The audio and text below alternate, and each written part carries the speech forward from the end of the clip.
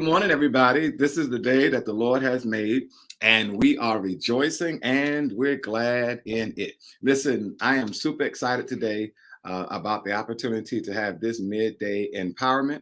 And I want to tell you something right now. Listen, this is not going to be your traditional midday empowerment. So here's what I need you to do. I need you to like, comment, tag, and share, especially for your millennials, your children, your nieces, and your nephews and people that are actually doing business. This is not going to be just your traditional um, live that we do. Ain't nobody preaching to you all today, but we're going to have healthy conversation that I think you're going to absolutely positively enjoy. And I am just excited about this moment to be able to share with you on today with everybody that's coming in. So I see, listen, we got our faithful crew coming in. So do me a favor, just let us know. Brother Jared, what's going on, man? Listen, he's always the number. I don't care what time we start. He's always the first one that rocks with us. Sister Sheila, Pamela, God bless you, Pastor. Pastor Burton, our apostolic father. That's my dad, my mom. Good, God bless you on this morning. All right, so listen, I just need y'all to do me a favor. Like, comment, tag, and share. This is our bishop. God bless you, Bishop Foy, and your wife, and Sister Nikki, and Bishop. I got you. We'll after this. We got Sister Nikki from Chicago. Yeah, listen, we got Brother George Moore. Listen, y'all, come on, like, comment, tag, and share. I do it as well. I share it to make sure and ensure that things are going to be on and popping. Listen, I'm not going to be a long time with introduction because it's going to be one of them days today. I promise you, you're going to enjoy it. Got more from Baltimore, and we got Los Angeles. What's going on, man? One of our bishops from Ohio. We got Bishop Moore. God bless you. And Lady Moore. We're going to honor Bishop Levy, too, our executive cabinet, and to all of our apostolic fathers and mothers. Grace and peace be unto you from God our Father and the Lord Jesus Christ. All right, listen, everybody. I want to get cranking. And let me just do a couple of housekeeping things real quick. Again, we welcome your comments. We want you to share with us. We want you to correspond. We want you to interact with us. Bishop Howard, blessings to you from Savannah, Georgia. We're going to get her on too, on our apostolic mothers and all the individuals. All right, so listen, I'm excited because we have all of our panelists that are on, and I'm getting ready to bring them up. Let me say this.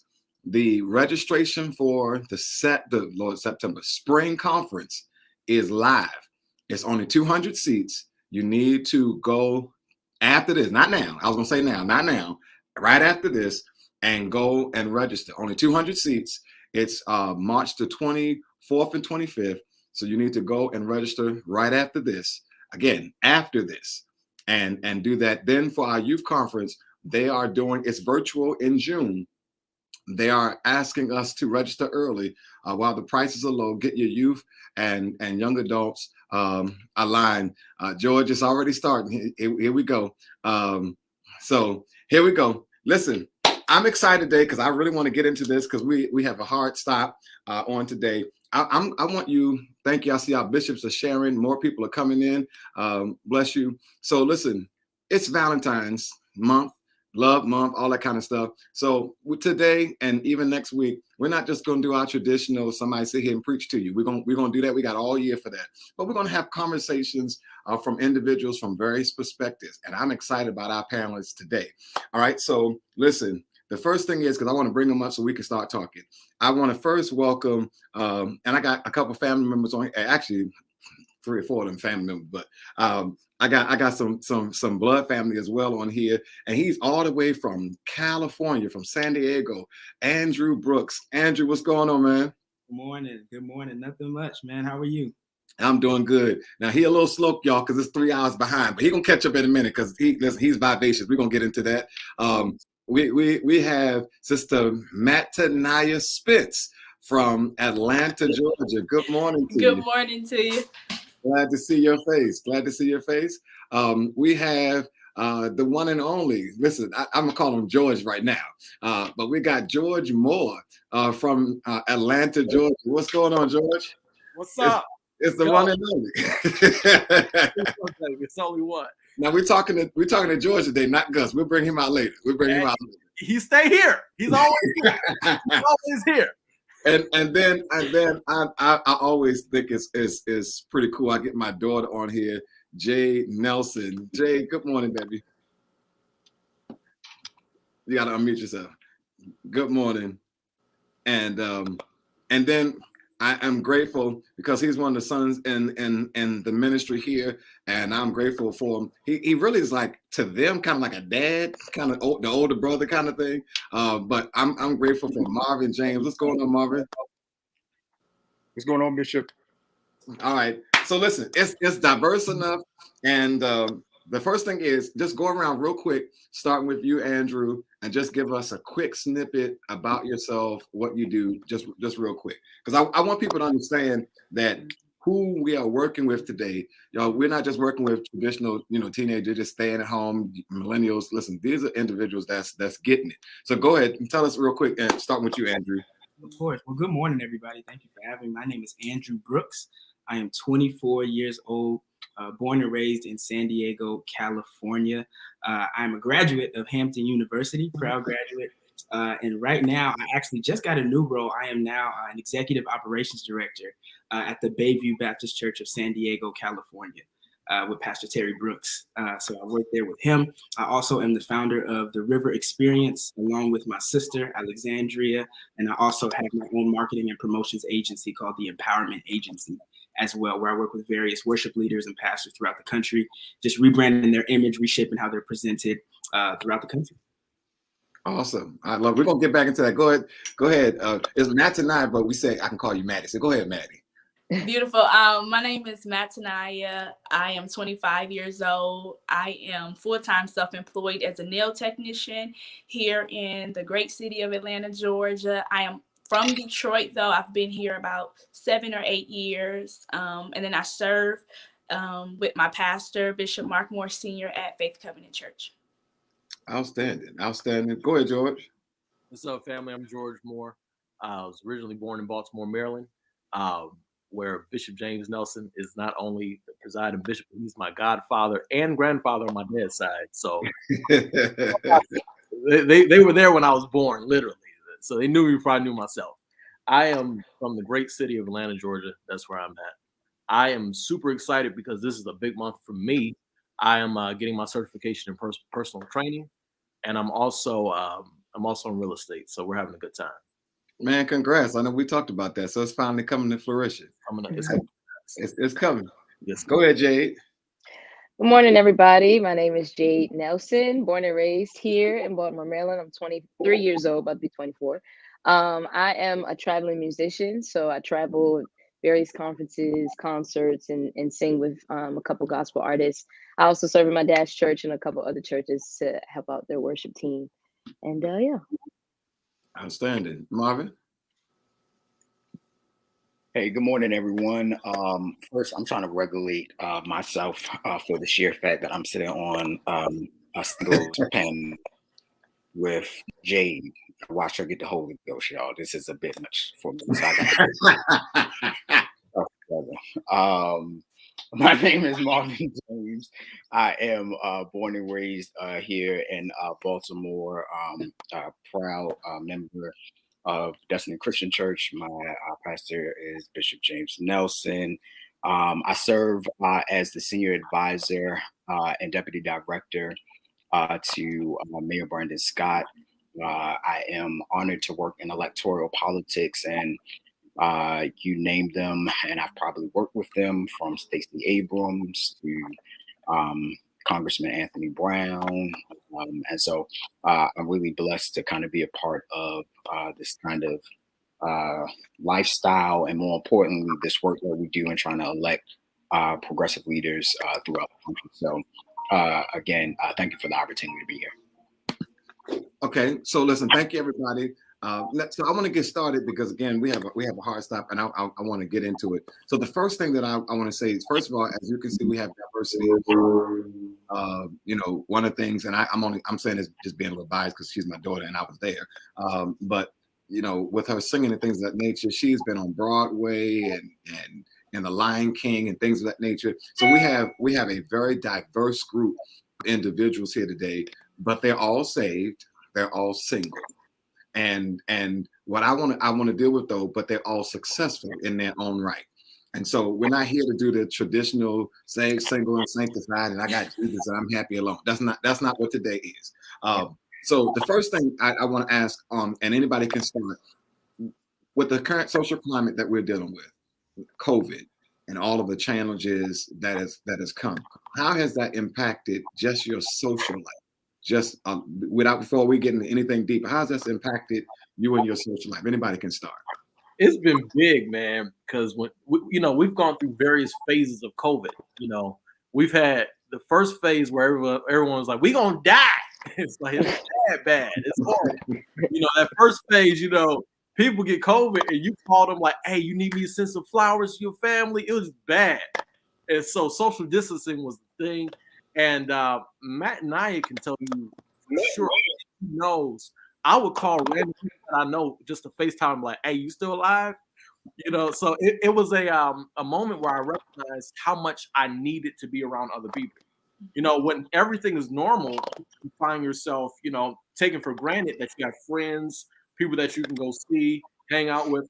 But when COVID hit, I was like, man, I was FaceTiming everybody. Just like, "What you doing now? Good to see you." Yeah, man. So it definitely had a huge impact on my social life. Somebody else. Yeah, I would agree. I think it's been interesting, especially I think George hinted at it, but the emotional roller coaster of it all. One day we're good, the next day it's a spike, the next day it's another variant. I mean, we just never know in today's day and time. So for me, it's like you make plans and then somebody hits you up. "Oh, my mama got COVID."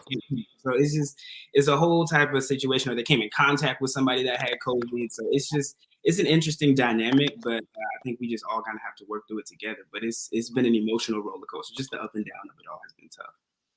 Go ahead, man. Look like you going to say something. Yeah, I think for me, most of my social life was surrounded by church anyway, because of, when you have a work, it's hard to have the work-life balance. And so church is the time where you see your friends and y'all get to hang out in between services and things like that. So with church being out, it almost completely wiped out the little social life that I did have.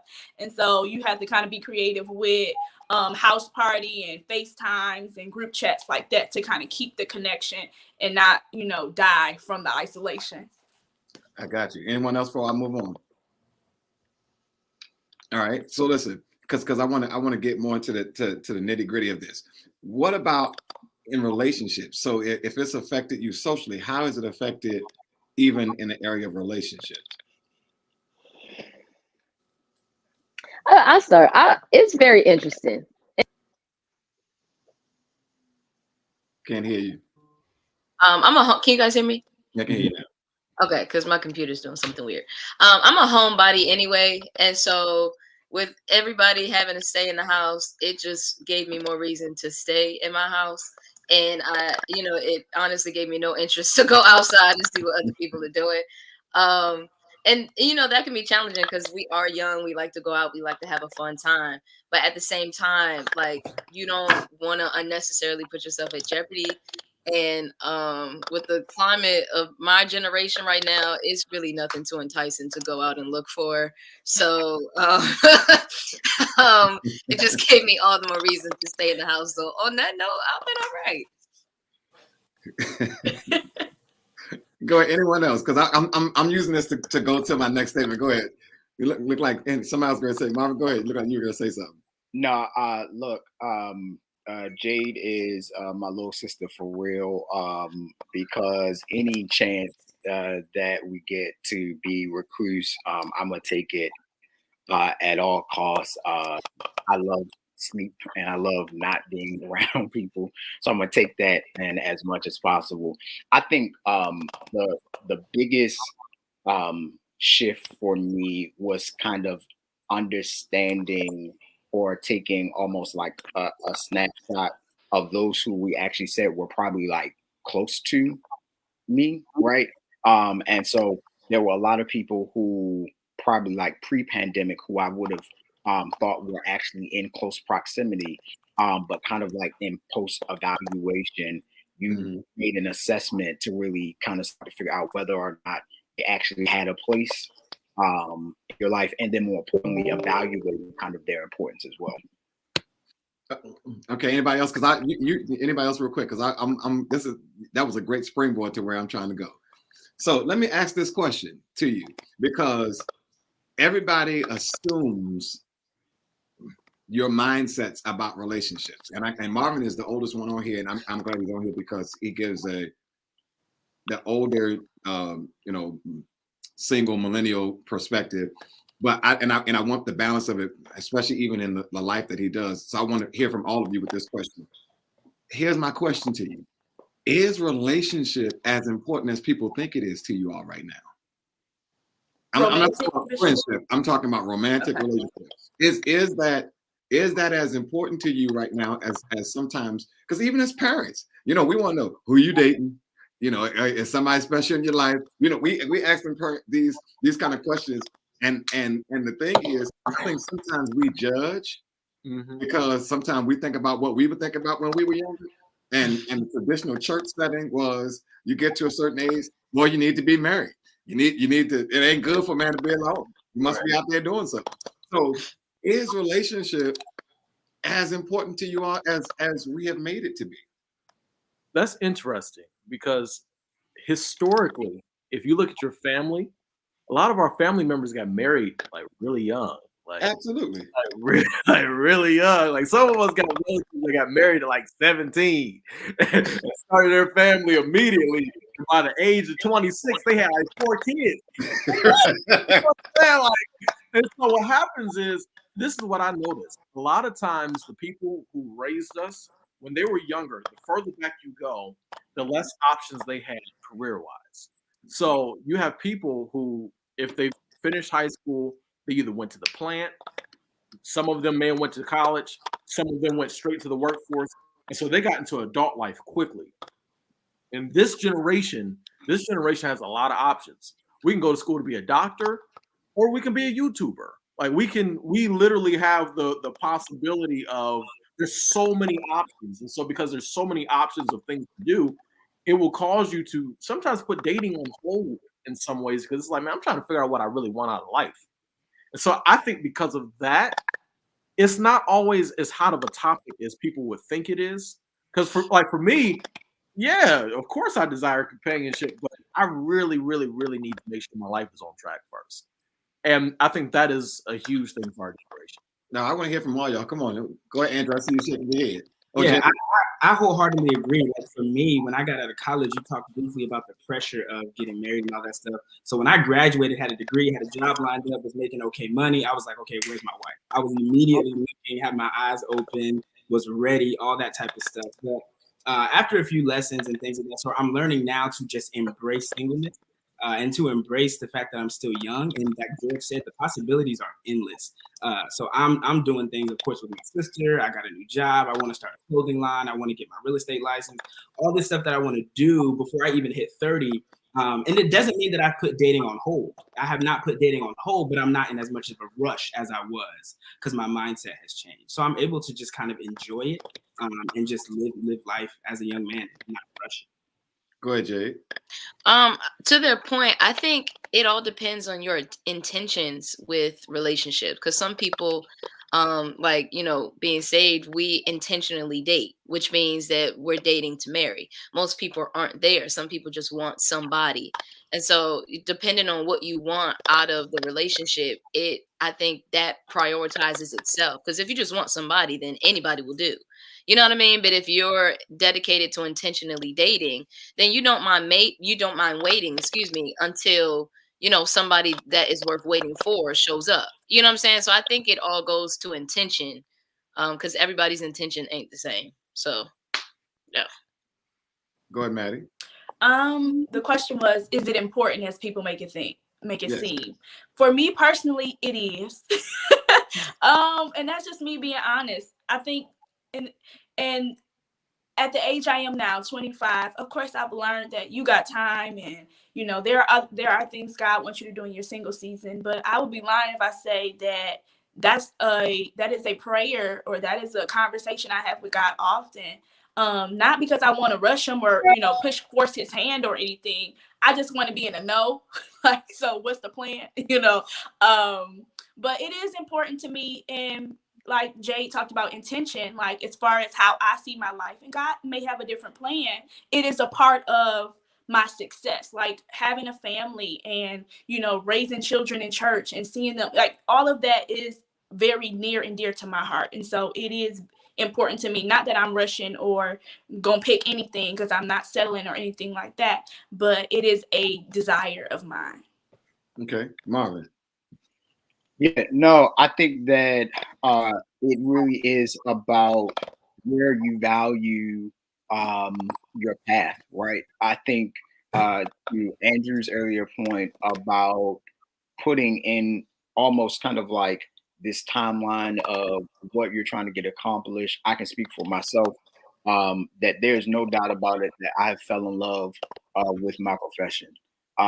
Somebody told me the other day that they were asking me about, actually it was actually it was one of our fellow uncle bishops who asked me when I was getting married. And I was talking about it, having a conversation, and then we started talking about kind of like my work, and he was like, "Now you were smiling from ear to ear, talking about your work versus actually getting married." So it really is a prioritization, across the board. I think also more importantly to the earlier point about where we placed it in our kind of like our Christian walk. I know that for sure that my parents, when they were getting married, it was extreme pressure that came from their parents about getting married. And they did it on quote unquote the godly way, right? They were dated, they married, and then and had children, right? That was their timeline. They did it very early. I think that culturally where we are, that pressure is no longer there as much as it was. While it's definitely a part of the conversation, when I hear from my parents about the pressure that they talk about, is no way compared to kind of like the modern day pressure. No, and I'm glad you said that, because I want a couple of things, because we have some of our older fathers and pastors and parents and individuals watching, and I want to get into this because we were raised with a different paradigm, as George said, and I was married when I was 20 years old, and that was, especially as a preacher, things of that nature, they thought it was best for me to do so at that point. But I think the paradigm has shifted, and I think the focus is different. And here's where I want to go with that, because Andrew talked about it, Marvin, you talked about it, and this is where I really want to spend the crux of our conversation, because all of you are successful in your own right, and now at this point, I see Brother Wilburn, Mr. Wilburn, he's talking about his age. Listen, at this point, like Marvin, you're very successful, especially here in the city of Baltimore and all over in politics, sought after. Jade, people, different ones are calling her to travel. George is doing his thing, getting his certification. Maddie is, matter of fact, we're going to be in Atlanta, everybody, in March. She's like one of the hottest nail technicians down there. So if you need your nails done, y'all need to book now. We'll talk about that later. She's becoming a celebrity nail technician. Andrew is doing a bang up job with the river, with the media, working with various pastors. Now, congrats with Baby Baptist. But here's my point. This is where I want to go to, because I think we have done a disservice for some of you. Now, let's be real, because we understand y'all are young and you're alive, which means that you have cravings and desires and issues and things of that nature. Y'all very much alive. But I think to a certain degree, we've kind of done a disservice to some of you, because we have projected us on you. Now, y'all not innocent now. Let's be clear. Everybody be clear about that. Ain't none of y'all innocent. But we have projected some of us on you. And the reality is, what I hear most of you talking about right now is that your success is your most important thing.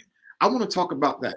I want to talk about your mindset of success and what that really looks like. Because what I want to get as a takeaway from today is the empowerment even to other millennials and youth and Gen Z and others, and even to the older ones about the mindset of success, because your drives are different than some of our drives.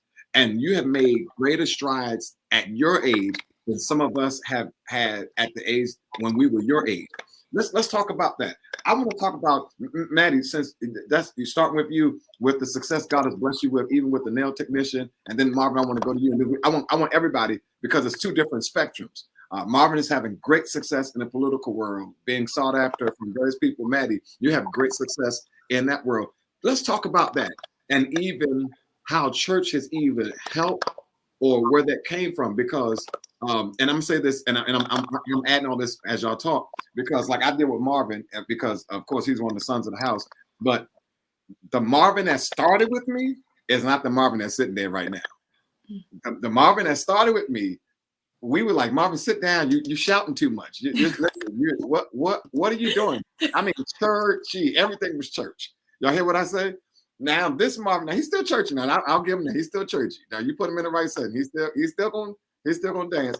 But his whole mindset is different about life. So I want to talk about that, because I think we've given y'all a raw deal. So I want to start. Everybody can speak, but I want to start with you, Maddie. Bishop, can you clarify the question? Like, what am I expressing? Like, how do I see success? Yeah, how do you see success? Like your mindset about it, and where you are, because I think we have made assumptions. Okay. As the church, as to how we look at success for you. Mm-hmm. And I think, truth be told, we've kind of done a disservice, because even with you all with relationships, even though you said it's important, but you're not rushing, because your focus is different. Okay. So I want you to talk about that. So I would say that success, first of all, is a subjective term. It looks different from me to the next person. I think that the definition says it is the accomplishment of an aim or a purpose. So in order to identify what your success is, you would have to know, what is your goal? What are you looking at? In the business world, for me, success looks like impact. Like, so some would see it as fame or wealth. That is the general terms of success. But if I have the fame and the wealth, and nobody is a beneficiary of that but me, it's not. I don't feel as successful. So it would look like influence. It would look like bringing somebody else up, or teaching the next person, or somebody being able to point to me and say, oh, I got put on, or I learned this and my business started and flourished because I watched her, or because she poured into me, or because, I used my resources or whatever the influence God has given me to help somebody else.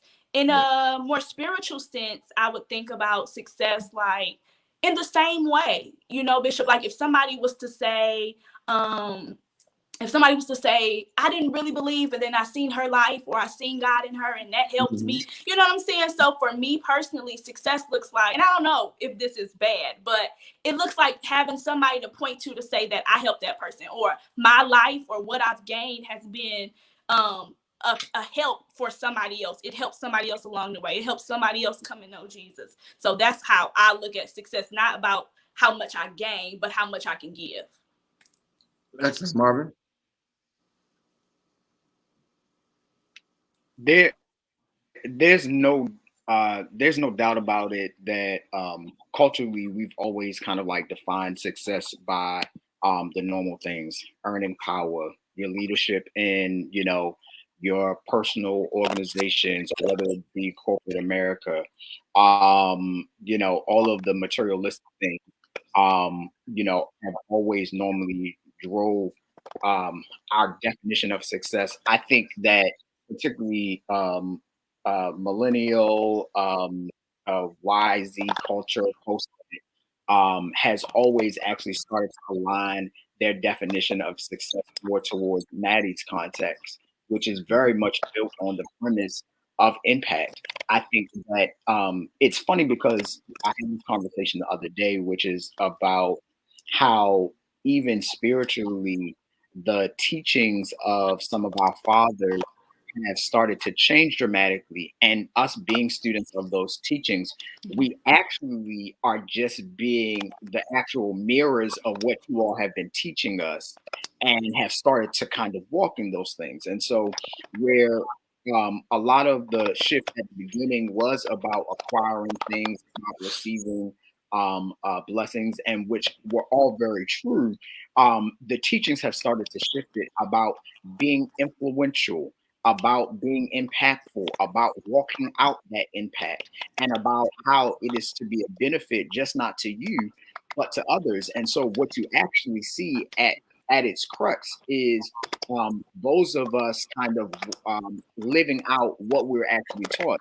And so for us, success for me personally is being able to utilize that influence that I gain from day to day to be an impact to somebody else. But not only just for those that I operate kind of in my day to day, but also to those who are connected to me in my personal walk. Nothing brings me more joy then it's never the large things that bring me more joy. It's kind of like always the small things, right?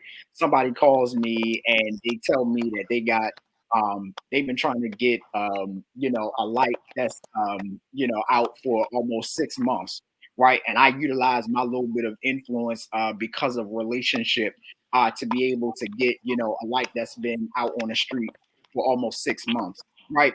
It's a small thing, but it's an example of how we about how I believe our generation is really starting day by day starting to define success. Anyone else want to jump into that? Well, I believe, just from a slightly different perspective, I believe that Maddie and Marvin did a phenomenal job. I believe that success brings solutions. And so for many of us, we want to be successful in a particular field because it brings some kind of solution to some kind of problem.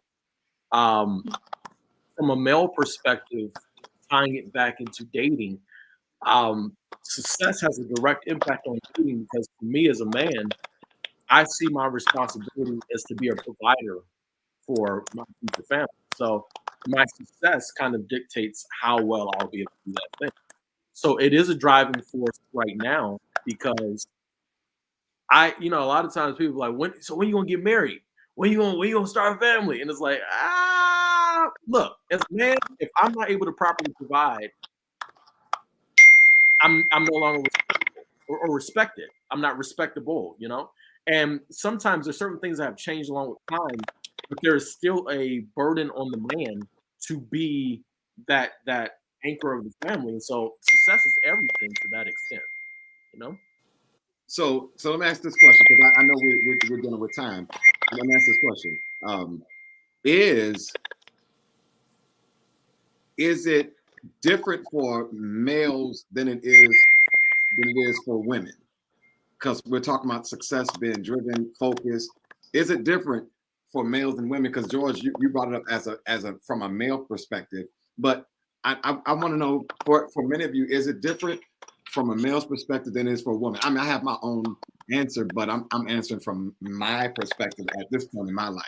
But is it different? Because I'm hearing some similarities, but I want to know focus wise, drive, what you're after. Is it different? Because all of you want to be successful, all of you want to make impact, all of you want to touch somebody's life. But is there a difference? I don't know whose phone it is. I can mute your phone for me, but go ahead. I think it should be different for a male.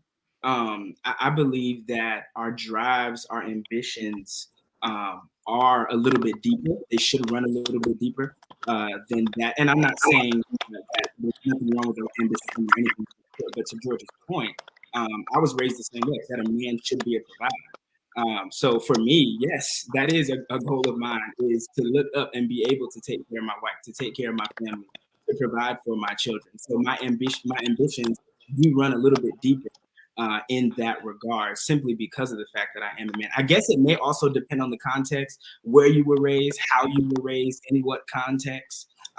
Morals, ethics, all that stuff plays a part in the tailoring of your perspective as you grow. So I think for me, my family, I was taught that a man should be a provider. So for me, my ambitions do run a little bit deeper, and my drive is a little bit more strong. All right, what about you, Jay? Go ahead. I agree with what Andrew just said. If you again with us, being saved and wanting to follow that biblical model, technically the man is like the provider of the home, and so I think it weighs a little heavier on their shoulders in that sense that it does on women's shoulders. Not to say that we can't bring anything to the table and be their partner, you know what I mean, and help in that success, but as a man, and I can even say experiencing and watching you know what I mean, like just having that burden of, is my family good, you know what I mean, like that's the first priority. And so I agree. I don't think that women don't have that burden, especially like if you're talking about saved single mothers and things like that. But I agree. I think it's similar, but I think it's a little bit different. I think it weighs heavier on the male side. Now, I just want to make sure I'm hearing the question right, Bishop. Is the question being formulated about whether or not women have, men have more the burden of being a support, or are we talking about whether or not women and men kind of like we both of us have to be kind of like concerned about whether or not what sex has to be concerned about becoming married? Yeah, I'm dealing with it from the latter. I'm not dealing with it based upon support. I'm dealing with it from your approach to it from a male versus female, not whether who's supposed to. Because I get all of us, truth be told, were raised in traditional settings that I know of watching you. So I know that format is established, and if you wasn't raised that way, you're under teaching that teaches that type of traditional mindset. But I wanted to ask that question because times have changed. Yeah. And your generation sees it different than our generation. And so my thing is, as a point of information and conversation, instead of assumption, we want to know how do you see it? And is the approach different from male and female perspective? Because now let's I know our time is of essence, but now, especially, let me say this, at my age, I'm finding out that females think differently about relationships because now they are bringing home the bread. And so you have some that are more financially stable than some men. And so they would rather have a good man that'll be faithful and treat them right than have a man that can pay all the bills. So I'm saying that it's a shift in mindset. Oh, I know. Go ahead. No. Look, I think that culturally, like, let's be very clear. Culturally, we are in a new paradigm.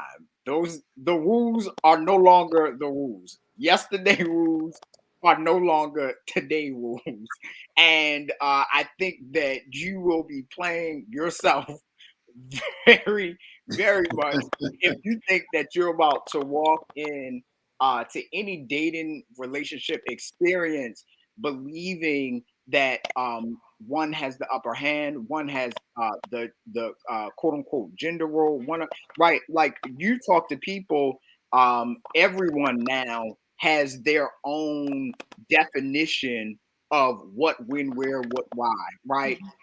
You walk into some where the gender roles are not acceptable. You have conversations with others, and the expectation is that you walk in with the traditional gender roles. So I really do believe that it really does depend on what setting you're walking in, who you're talking to, the type of people that you're talking to. All of those things help in kind of setting the equation almost to the answer of your question. And so, my direct response is that there isn't unfortunately a quote unquote right answer. I think both sexes have now have that type of burden. What I will say and what I will not do is belittle though the experience that women have and still have, right? In believing that it is their responsibility to be someone who is in the role to be, and we've got to chase after them, and we've got to do all those other things. Now that's a traditional role, right? But nevertheless, it has always kind of been put on them as though that something is wrong with them. When I have found out in my good short time of like, it's me. I got a lot of stuff for me. I got to work on some stuff for me before we get there. So, I mean, I think that I think you got to really have a holistic picture of that thing. All right, so listen, our time is of the essence, and I told you I want to be mindful of your time because we just warming up where the areas that we need to go. But I want to hear from everybody real quick. Listen, if y'all been enjoying this, I just want y'all to slow today, just so into this. As you can see, the world of symbols of restoration. We are broad in our thinking. We're relevant. We have healthy individuals that are part of us, that support us, that are connected to us, that are doing it, y'all. And we want to help to continue to support this to make impact. So I'm thanking you in advance. And it's funny because the numbers are starting to go up because we starting to tap into some other stuff. We may have to do another part to this because we had to warm up to the people, and I get over real quick because we got like a minute and a half, and I want to honor your time as I told you I would. I just want to hear from all of you real quick. If you can do it like a 30.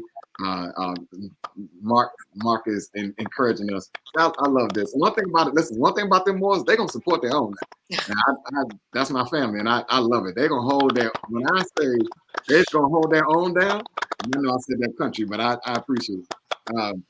So listen, we're gonna have to do part 2 of this, y'all. But let me say this real quick. Just 30 seconds. I want you just to say something empowering to individuals because I still want to do more about the success because I need people to understand that there was a different kind of drive that you had, which is pushing you into the levels of success that you all are seeing. So just real quick, 30 seconds from everybody, and we're going to get out of here. Go ahead, Andrew, start with you. Yeah, I would say I just want to encourage everybody that's watching that it's okay if you do not find success in the church. I know some of us were raised in church. I know some of us, we have pastors, fathers that are bishops, uncles that are bishops, grandfathers that were apostles. I'm in that category as well. But it is okay if you find success like Mataniah being a nail tech. It is okay if you find success doing hair. It's okay if you don't have the microphone in your hand if you're not a preacher. If you find success in corporate America, whether you're in politics, whether you're in employment, whether you're in any other field other than the ministry, don't feel bad. That does not subdue your relationship with Christ. It does not lessen your impact in the culture. It is okay. So being as well-rounded as possible, be open to explore new ventures and find success wherever you see it. Go ahead, Maddie. I love that. I would say a little bit to piggyback off of what Andrew has said about finding success in different areas. I would say that to identify what it looks like to you, to sit down and not what it looks like to your parents, not what it looks like to your friends, not what Instagram or social media has portrayed it to be, but really take time to figure out you and identify what is of value to me. What do I care about? What is important to me? And then you'll be on a great path to success for you. Excellent. George. It's getting harder and harder. Listen, I want to encourage you to find God, then find yourself. If you can find God and find yourself, everything else will line up. I think sometimes we are trying to play by other people's rules. Mm-hmm. I believe it was David that told Saul, I cannot win this battle in your armor. And I think that we have to find our own armor in life. I believe that we have to find God, find ourselves. And when you find yourself, you figure out your self-awareness. You figure out who you really are. And once you find who you really are, then you can find success properly because you're in the right niche. Then you can properly date because you know who you are, what you bring to the table, and what you like. So find God, find yourself, and everything else will. Excellent. Go ahead, Jade. To go with George's point, I think we need to just be okay and master the waiting process and waiting on God, like concerning relationships. Like he knows what you need. He knows what you need in a partner. He knows what you need as far as your business success and all those things. So take this time to heal, heal your childhood, heal whatever past traumas that you've had.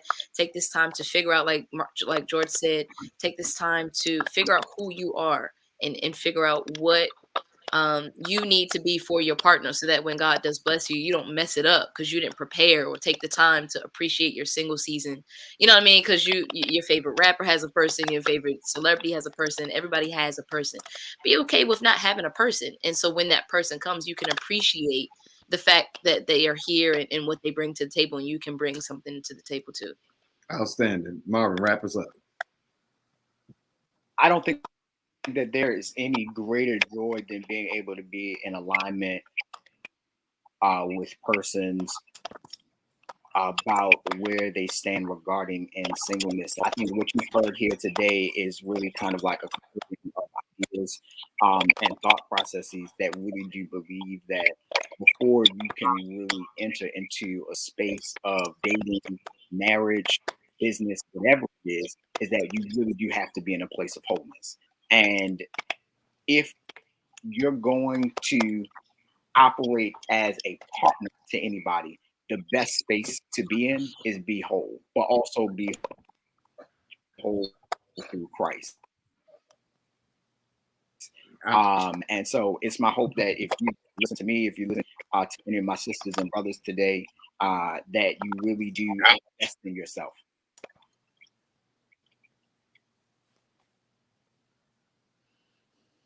Okay, we might. All right, thank you, Marvin. Listen, y'all, those are some powerful words. Our time is up, so I have to release them.